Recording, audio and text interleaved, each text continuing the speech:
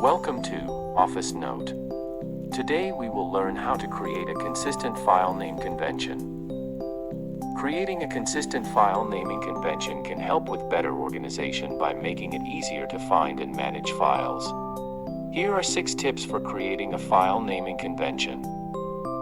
Number 1. By date.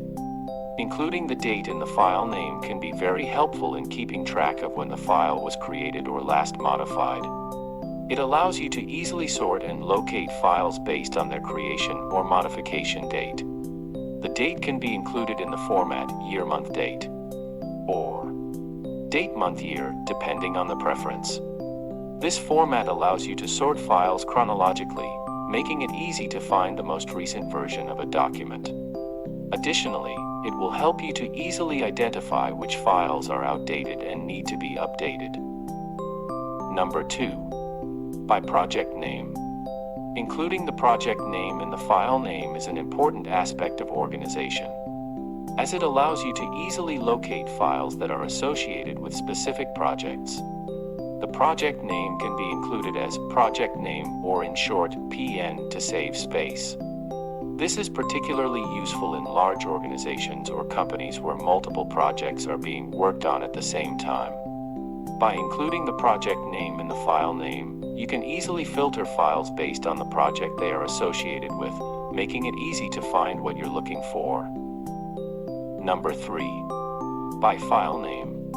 The file name should be a brief and meaningful description of the content of the file. It should be descriptive enough so that you can easily understand what the file contains. It can be included as file name, or in short, FN, to save space. It is important to use meaningful and descriptive names so that it will be easy to find and understand the content of the file, even if you haven't opened it in a while. Number 4. By file types. Including the file type in the file name is useful for keeping track of what type of file it is. It can be included as .extension, example, doc, PDF, .xls. This is particularly useful when you are working with multiple file types, as it allows you to easily identify the file type without having to open it. Additionally, it can be useful when you are searching for a specific file type. Number 5. By version. If you are working on a document that goes through multiple revisions, it can be useful to include the version number in the file name. It can be included as V1 or V2, etc. This allows you to easily locate the most recent version of a document and also to keep track of the different versions of a file. Number 6. By separator. A separator such as an underscore or dash can be used to separate the different segments of the file name. This can make the file name easier to read and understand.